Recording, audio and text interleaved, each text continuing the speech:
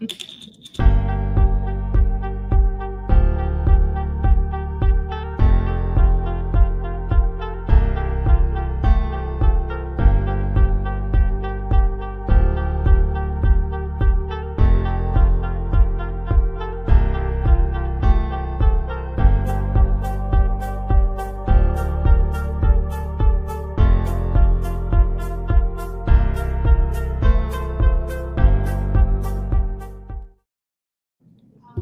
we're back. Hello, everybody. Welcome to our Facebook Live.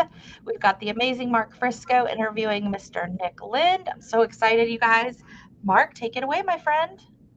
It's more like interviewing the amazing Nick Lind. Come on, give the man some credit. All right.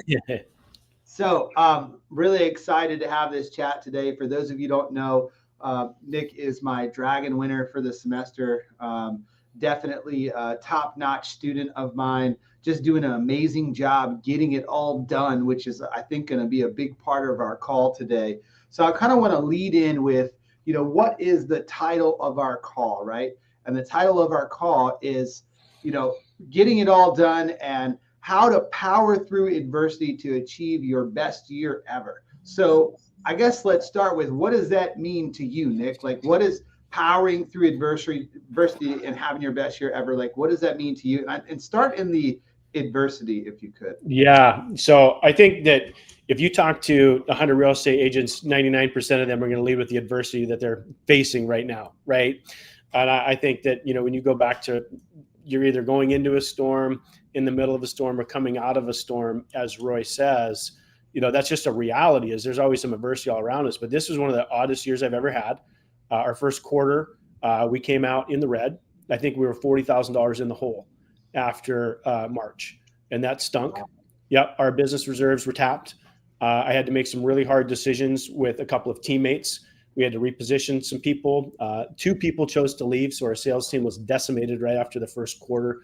We got down to a team of 3, which is the smallest we've been in a long time.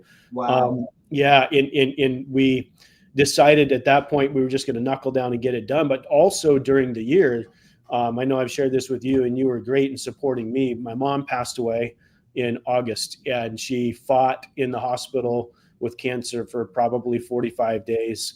I had a great friend pass away while my mom was in the hospital. One of my childhood best friends slipped off his roof. One of my friends came in to pay respect to my mom and said, "Hey, I got to talk to you about something else." And then just after that, my wife's grandfather died. So we had a lot of loss this year, and loss is a part of life. I think that that's part of the reality that I'm learning as an older man, is that that's going to be a part of life.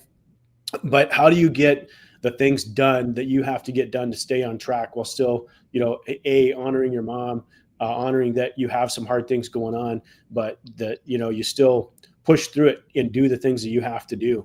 And that's why I think this call is powerful, because listen, there are people that lost more. There are people that had other adversities. There's people that have had issues with, children.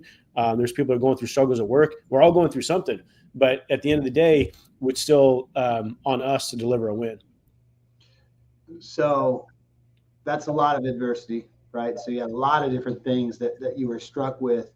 What do you think is the difference between, you see some people that rocket out of adversity and just have success immediately following that, and you see other people that kind of get stuck in it for a long period of time. What do you think is the difference? Well, I got angry at the end of the first quarter. Not angry with the adversity. I got angry at the end of the first quarter, and I said, enough's enough. I was tired of seeing some friends and colleagues just blow up, and I hadn't blown up yet.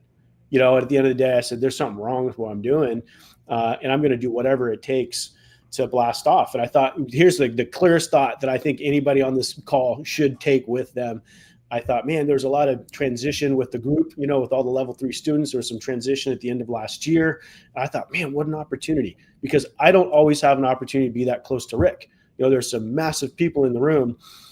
I'm tired of struggling. I'm tired of not blowing up. I'm going to do whatever it takes to blow up this year. And I think the first thing I need to do is spend more time with Rick. So I started on his Wednesday Bible Fellowship. We got it today, guys. If anybody's watching, we got the Bible Fellowship with Roy. Rick is on the call. It's powerful stuff. I spend my time with Rick. I've tried to pursue Rick and call him once a week in addition to that, and seek counsel from him. And I've just surrendered to that process. And I said, you know what? No matter what, I'm going to surrender to the process that I'm supposed to follow. And when adversity struck, I went right back to that formula. And then I called Rick when I was struggling with the loss of my mom and said, what do I need to do here? And he was great. He said, listen, it's okay to feel sad. And we got to get back on track. We still have work to do during the day. And those are the types of things that I needed to have a kick in the butt to make sure I stayed on track. But mostly it came out of that tough first quarter and just saying, I'm angry, I'm tired of losing, and I'm gonna do whatever it takes to win. You got to have that mentality.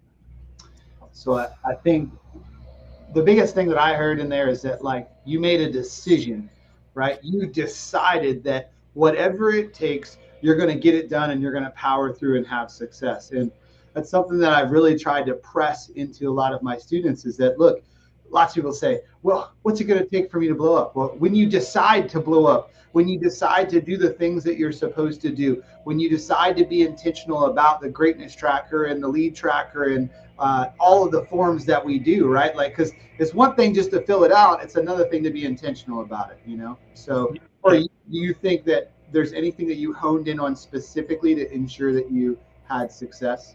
I made a couple of tweaks, but I think you said the right thing. It's just you decide that you're going to win, which then is the catalyst for getting the right work done. And if you talk to, folks that are not necessarily blowing up, they're not busy, right? Where a lot of us just aren't doing the right things. And so a couple of things that came out of the first semester with Jeremy, one thing that came out of my first semester was call 10 new leads that you can convert a day. And so so that's one tip. I would write that down if you're listening. I took that to the bank and I do it every single day. That's been a big game changer for lead conversion. Lead conversion went from 20% to about 35%. So I call 10 new leads a day, every day. And then Rick challenged me to call through my entire CRM in April. That was a crazy call, he called me about 7:30 and said, what are you doing? And I said, I'm eating breakfast with my kids. And he's like, why? Where are you? And I was like, I'm at home at 7:30 here. What time is it there? And he said, oh, okay. Well, what are you going to do to get on track this year? And I didn't have an answer. He said, I'll tell you what you're going to do. You're going to call everybody in your database and you're going to tell them what they spent on their house, what their house is worth. And you're going to ask them if they want to make more money in real estate. And if they say no, you're going to ask them who they know that you can take care of that wants to learn how to make money in real estate. We blew up from that point forward. And I've kept that through too. So 10 new lead calls, 10 past client calls every day. Then I move on to my theme day calls. Yeah. So it's funny for me, a big part of my story is there was a point in time where I was also frustrated that, my friends and peers and colleagues in the core had gone a lot farther than me. And I finally made a decision. It was at a November summit. I said, you know what? I've been told to do all of these things in a very specific way. And I'm either not doing it or I'm not doing it the way that I was told. And I decided to just come back from a November summit. And between the summit and the end of the year, I called my entire database, 500 people. And for the first time ever, asked every single one of them for a lead. And the next year we doubled. Like literally that leap was, I think that leap was 25 to 40 or 50 million. It's been a few years ago now, but nonetheless, we literally doubled our business with just that one thing. It's so simple. But the reason why I asked for you is the biggest thing that I noticed as your coach is all of your greatness trackers were Greatness Tracker Plus all semester. And what that means is that if you're using the Greatness Tracker, I think, first of all, a lot of students struggle with just filling it up in the first place, right? Mm-hmm. Just getting it full. But the reality is that once you fill it, you realize it's really not that hard to fill it. And then from there, it's like, look, that becomes the minimum standard. It's no longer, hey, I just need to fill the greatness tracker. It's like, okay, I need to blow through the greatness tracker. And for you, I saw 80 calls, 90 calls, 112 calls. All the face-to-faces were full. I mean, literally everything was completely full, the whole semester. And I think that doing that intentionally over time is what makes the difference. 100%. And it's what we're supposed to do. We're the salesperson, right? We're not the operational staff. We're the salesperson. And I know there's other things that want to tug at you, but when you decide to blow up and you decide to make sure you make all of your calls intentionally, all of your asks for business intentionally, until the greatness tracker is full, then you do the other stuff. That's when it changes. Most of us, and I was falling into that habit. I actually kept the March Madness tracker going for, 5 years, however long we've had that. And This time last year, I was, if I'm being honest with everybody, I was probably making 15 calls a day, maybe. Right. And some of them were garbage calls, like a call to just fill in a box.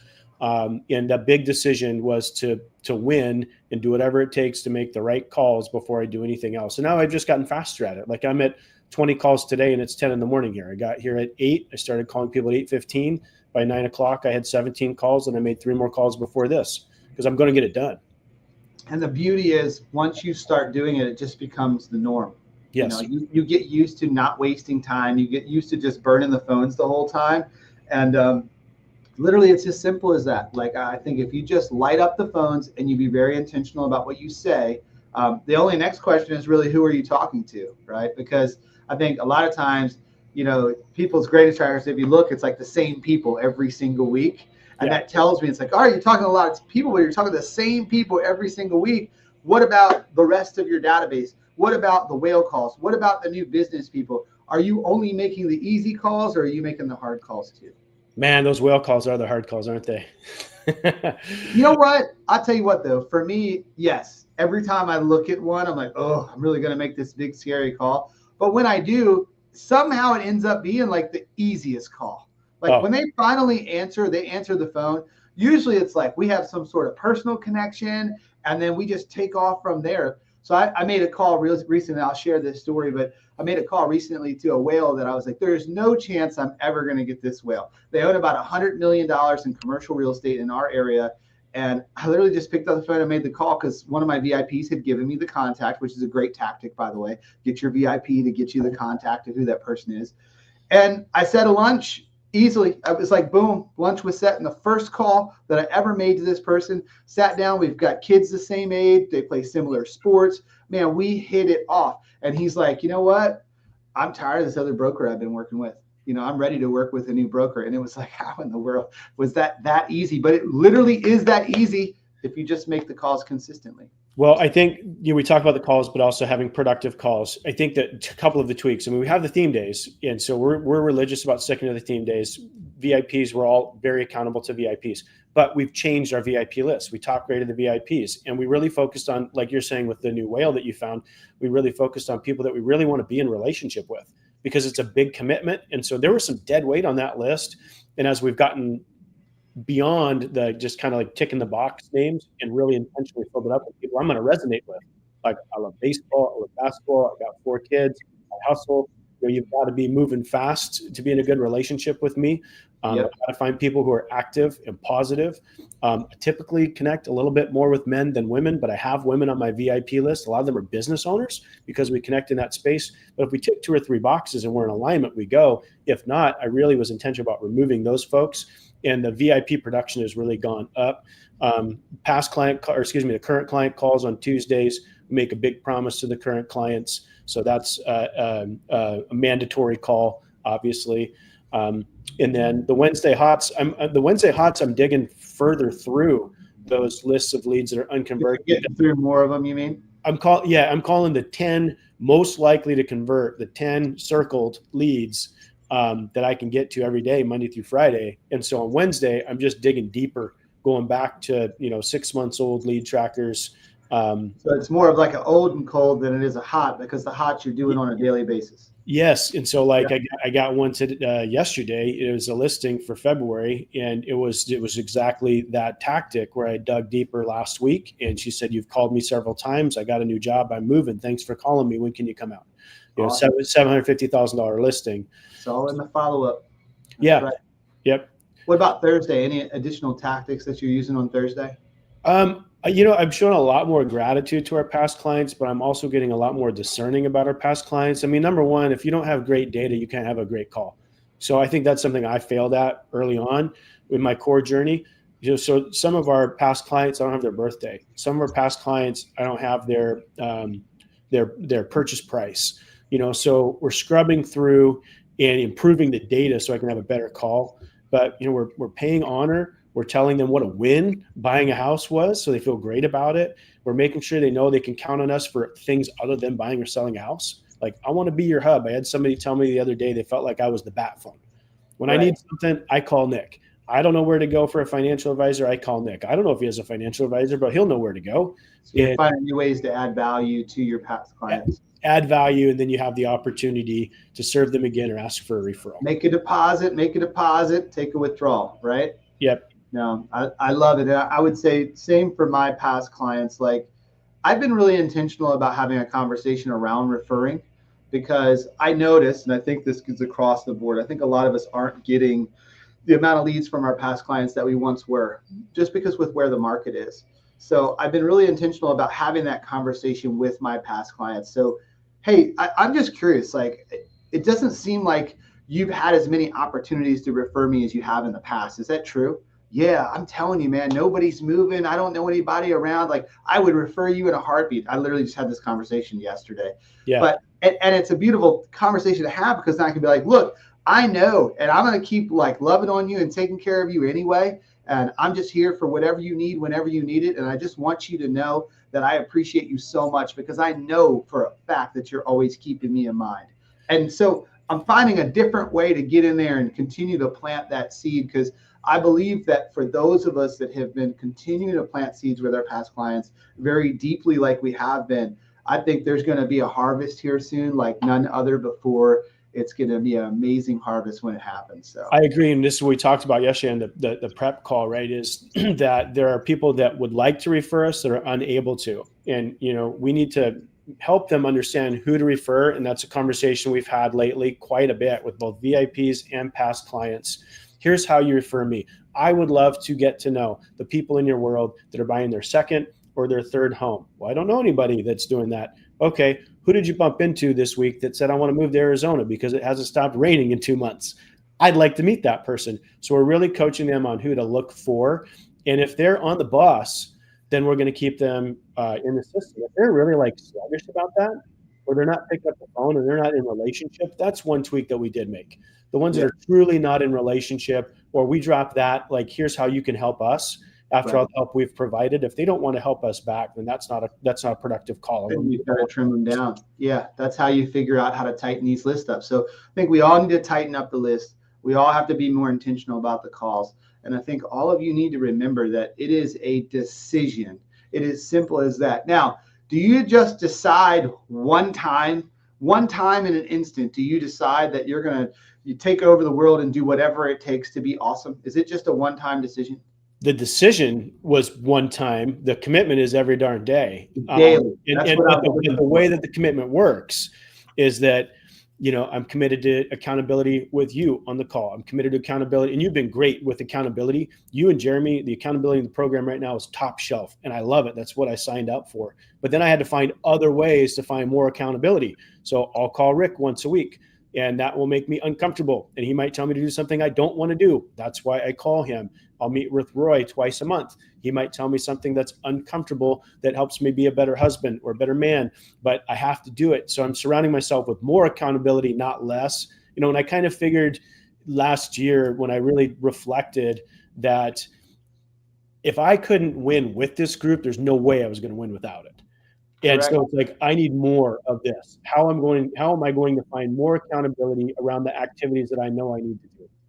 So I think it's great that you say that, because I think there's a lot of people that I've seen in the core teetering on like, maybe I should just try without coaching, And it's like, I think the idea that you're going to leave accountability and be better, obviously there's a reason you're here in the first place. Like, I know for a fact, I'm a knucklehead. Like, if I leave the accountability, I'm going to be a free spirit doing my own thing. I will not have the same level of success. So I love the fact that you're saying, look, the answer is not less accountability and less pressure. It's purposefully seeking more accountability, more pressure, and more uncomfortableness, right? Like getting outside of your comfort zone.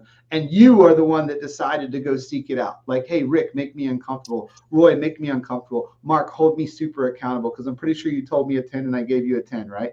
Yeah. Well, I might have told you a 9 and you gave me a 10. It doesn't matter what you would have told me. I would have gave you a 10 anyway. But I do think that I am the poster child for, sitting in the back of the room. I'm a little bit of a closet introvert. Like, I'm high I, high D, but when I'm done here, I'm done. I don't want to talk to anybody else. That's kind of my personality.